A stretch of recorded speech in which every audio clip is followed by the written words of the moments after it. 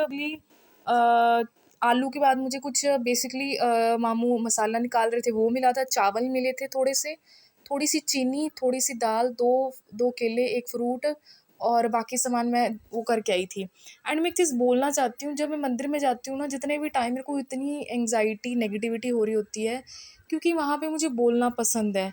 मंदिर में मैं अगर झाड़ू भी मार रही हूँ, मंदिर में मैं चावल, दाल या फिर चना दाल को नीचे से उठा के नाली में से किसी दान पात्र में जहाँ पे सारा माल पत्र जाता है उसमें भी डाल रही हूँ, तो मुझे ऐसा लगता है कि जो लोग मुझे जिस नज़र से देख रहे हैं उनको लग रहा है कि ये केवल और केवल स्वीपर है। और अगर मैं भी किसी को देखूंगी तो मेरा भी सेम रिएक्शन रहेगा।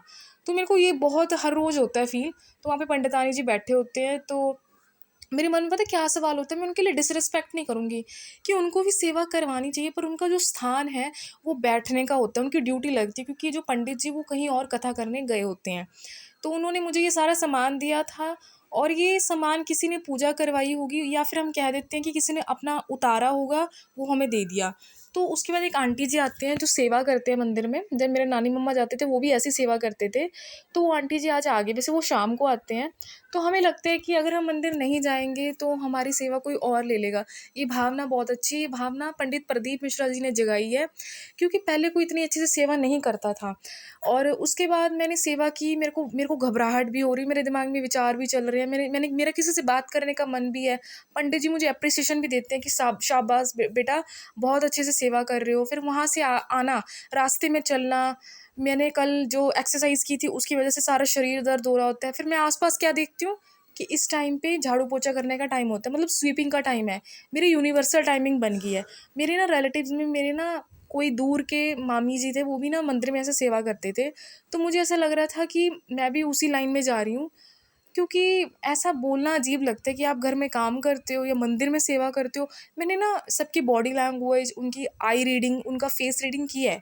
तो कुछ भगत तो रोज़ आने वाले उस टाइम पे है।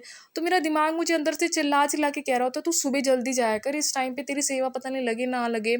और वहाँ पे जो भी आपको प्रसाद मिलता है वो ना किसी गरीब के लिए, गरीब नहीं मैं कह सकती हूँ, जिसके पास बिल्कुल भी नहीं है ना, वो उसके काम आएगा, क्योंकि वहाँ पे प्रसाद रुलता है। रुलने का मतलब है कि एक इंसान को डबल बार मिल रहा है, किसी को बिल्कुल ही नहीं मिल रहा। वो जो फीलिंग आती है ना, वो जो दर्द दिखता है ना, यही खाना करने के लिए हम बाहर इतनी दूर काम करने जाते हैं, और वही आपको मंदिर में सिर्फ सेवा करके मिल जाता है। तो मैं अपने आप को नेगेटिव नहीं बोल रही हूँ, मैं भी सेवा करती हूँ, मैं भी अपना टाइम निकाल के जाती हूँ। मैं भी सारा घर का काम करके थोड़ा सा ब्रेकफास्ट बना के मैं सोचती हूँ मेरी वॉक भी हो जाएगी और मेरी ये नेगेटिविटी भी रिमूव हो जाएगी। कल भी इसी टाइम पे नेगेटिविटी आ रही थी, आज भी इसी टाइम पे आई है, पर मैं गई, अपने आप को मैंने अपने विचारों को कंट्रोल किया, अपने साइड किया। वैसे मैं बहुत मूडी इंसान हूँ, I am a Moody person, but तो सब कुछ मिक्स सा लगता है। Thank you for watching.